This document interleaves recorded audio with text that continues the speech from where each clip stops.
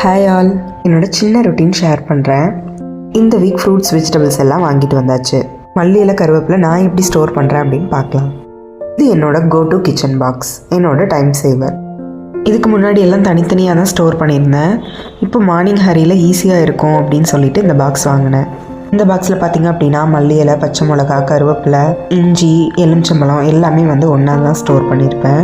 Already இருந்த எல்லாத்தையும் எடுத்துகிட்டு நல்லா க்ளீன் பண்ணிவிட்டு ஆட் பண்ணிக்கலாம். ஒவ்வொரு செக்ஷன்லேயும் டிஷ்யூ பேப்பர் போட்டால் க்ரீன்ஸ் ஃப்ரெஷ்ஷாக இருக்கும், வேஸ்ட்டும் கம்மியாகும். வின்டர் சீசன் அப்படிங்கிறதுனால நான் மல்லி இலை, கருவேப்பிலெல்லாம் வாஷ் பண்ணாமல் தான் ஸ்டோர் பண்ணுவேன், மாய்ச்சர் அவாய்ட் பண்ணுறதுக்காக. எப்போ யூஸ் பண்ணுறோமோ அதுக்கு முன்னாடி வாஷ் பண்ணிக்குவேன். 1 by 1 எல்லாத்தையும் ஆட் பண்ணிக்கலாம். இந்த மாதிரி ஸ்டோர் பண்ணுறதுனால மார்னிங்கில் இது ரொம்ப ஹெல்ப்பாக இருக்குது. அவ்வளோதான். இந்த சின்ன விஷயம் எனக்கு ரொம்ப ஹெல்ப்ஃபுல். பிஸி ஸ்கூல் மார்னிங்ஸில் கொஞ்சம் ஆர்கனைஸ் பண்ணிட்டோம் அப்படின்னா மைண்ட் ரொம்ப லைட்டாக இருக்கும், ஸ்ட்ரெஸ்ஸும் கம்மியாகும். சின்ன பாக்ஸ், டெய்லி லைஃப் சேவர்.